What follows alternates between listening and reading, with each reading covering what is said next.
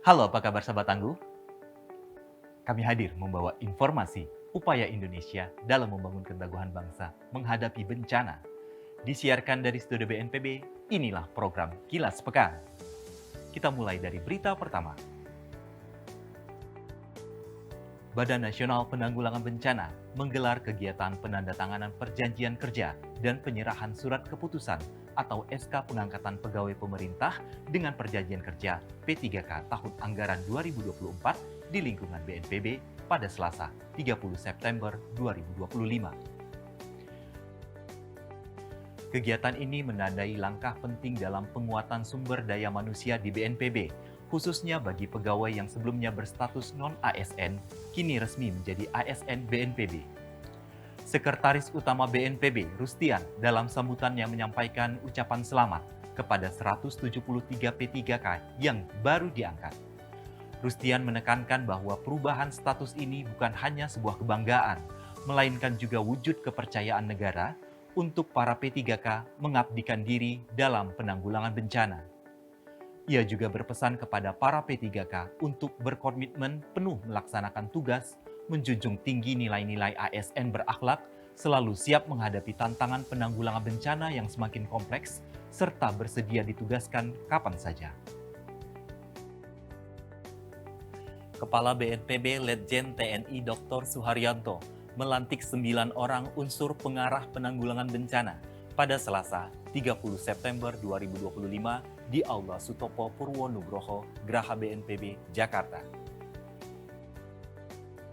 Unsur pengarah memiliki peranan strategis dalam memberikan saran dan masukan kepada Kepala BNPB, meliputi perumusan konsep kebijakan penanggulangan bencana nasional, pemantauan dan evaluasi, serta konsultasi dan koordinasi dengan berbagai pihak.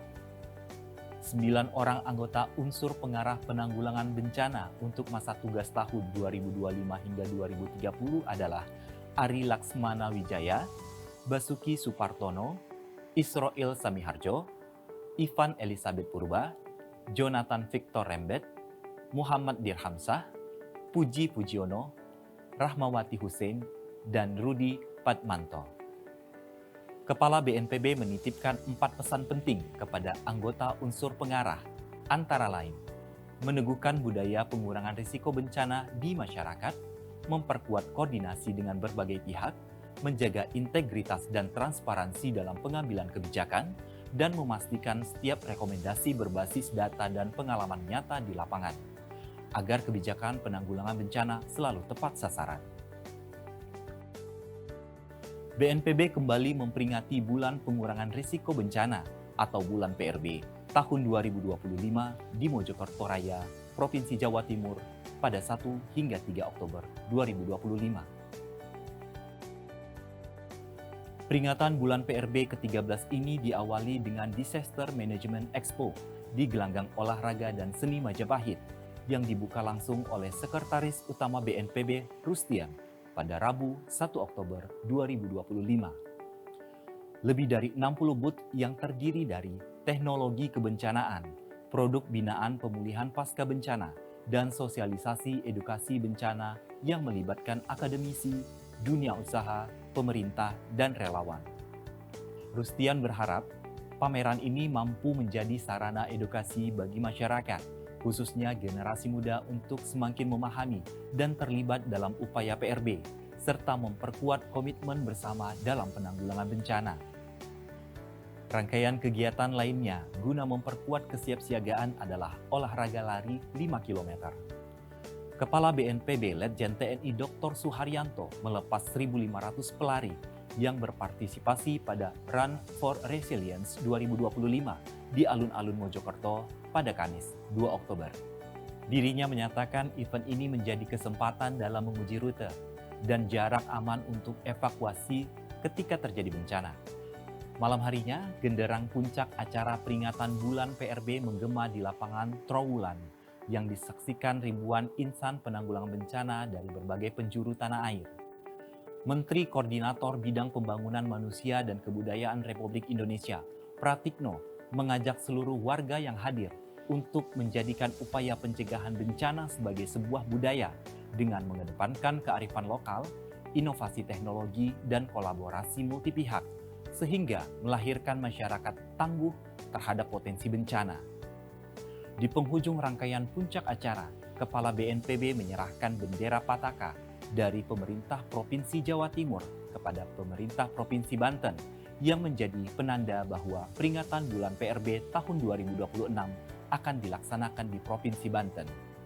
Pada hari berikutnya, Kepala BNPB diwakili oleh Sekretaris Utama BNPB Rustian mengapresiasi inisiatif dan partisipasi seluruh pihak melalui penanaman 4.075 bibit pohon di wilayah Mojokerto pada Jumat 3 Oktober 2025. Rustian menyatakan bahwa penghijauan dan pelestarian alam merupakan langkah mitigasi sekaligus warisan berharga bagi generasi selanjutnya.